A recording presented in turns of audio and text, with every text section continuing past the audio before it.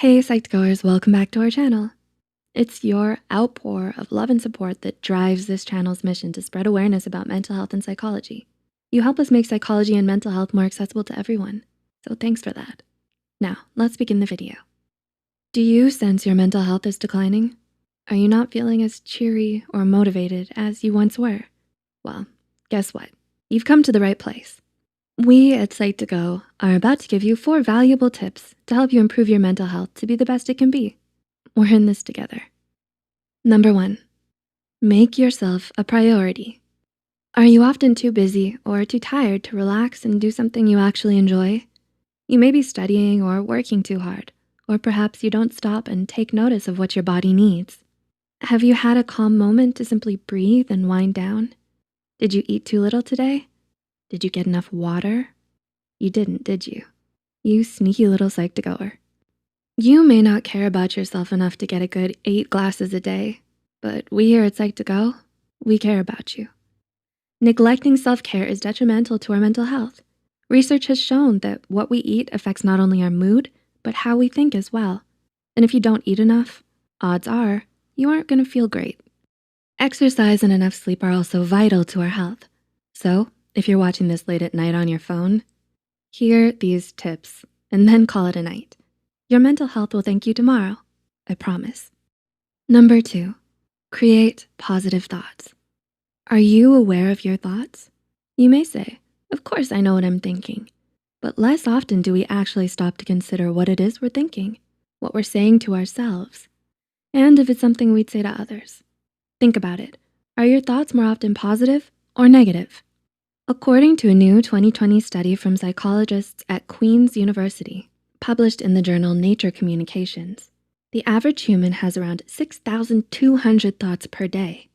In another study published in the National Science Foundation, it was found that of the thousands of thoughts each individual has per day, 80% were negative, and 95% were the exact same repetitive thoughts as the previous day. So we repeat a lot of negative thoughts. But this next study will really put things into perspective for you. In another study from Cornell University, scientists found that 85% of what we worry about never happens.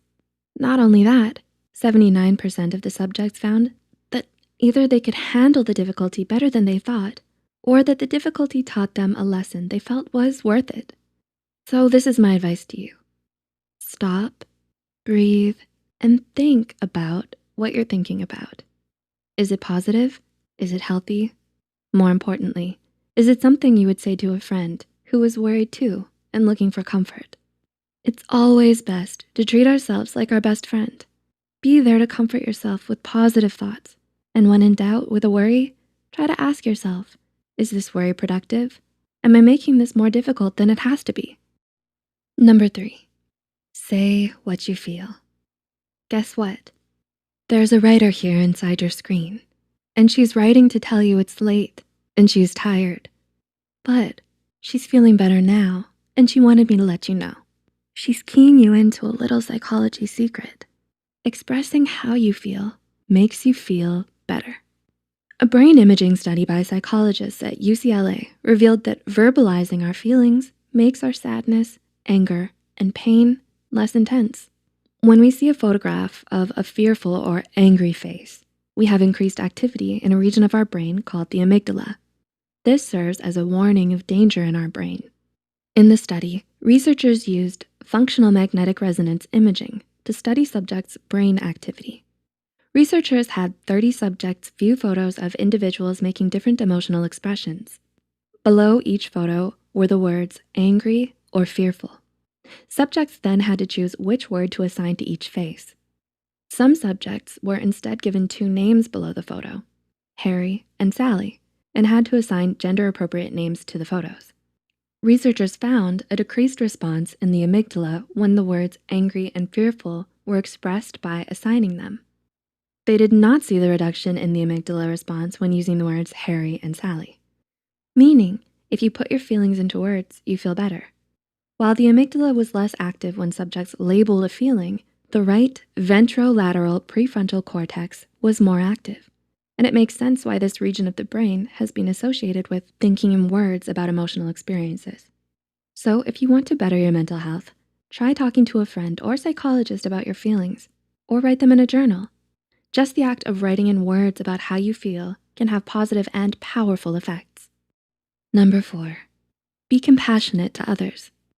A little compassion can go a long way. Wouldn't you want someone to show you a little love and kindness? And I bet when you treat someone with kindness or do someone a favor, you often feel a little bit better too, don't you?